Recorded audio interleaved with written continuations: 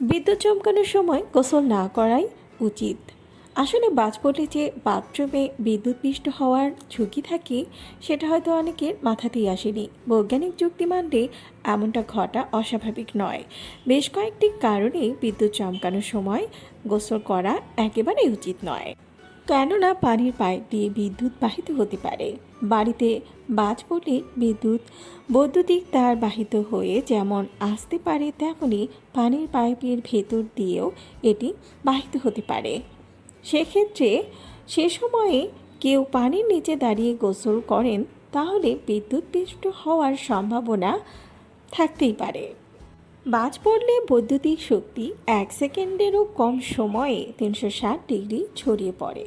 ভালোভাবে তৈরি বাড়িতে এই শক্তিকে নিরাপদে মাটিতে পৌঁছে দেওয়ার ব্যবস্থা থাকে। এ ব্যবস্থা না থাকলে ঝুঁকি থেকেই যাবে। বজ্রপাতের শক্তি সবসময়ই মাটি পর্যন্ত পৌঁছাতে চায়।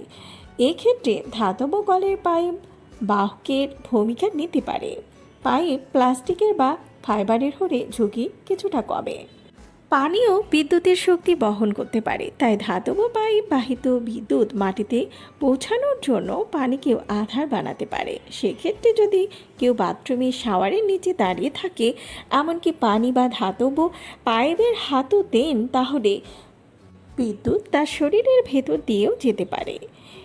এসব দিকেও খেয়াল রাখবেন যে এই ঝুঁকি কেবল গোসলের ক্ষেত্রে নয়, যে ধাতব পাইপ বাহিত যে কোনো পানি থেকেই হতে পারে।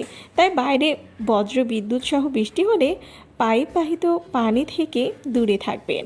সে সময় বাসন মাজবেন না, কাপড় কাচবেন না বা হাত ধোয়ার মতো কাজও করা উচিত নয়।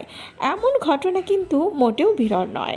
বহু মানুষ ঝড় বৃষ্টির সময়ে গোসল করতে গিয়ে বিদ্যুতের ঝটকা খেয়েছে।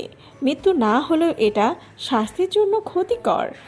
আশা করি বুঝতে পেরেছেন। ভিডিওটি ভালো লাগলে চ্যানেলটিকে সাবস্ক্রাইব করুন আর পাশে থাকা বেল আইকনে ক্লিক করে দিন। তাহলে পরবর্তী ভিডিও আপলোড করার সাথে সাথেই আপনার কাছে পৌঁছে যাবে।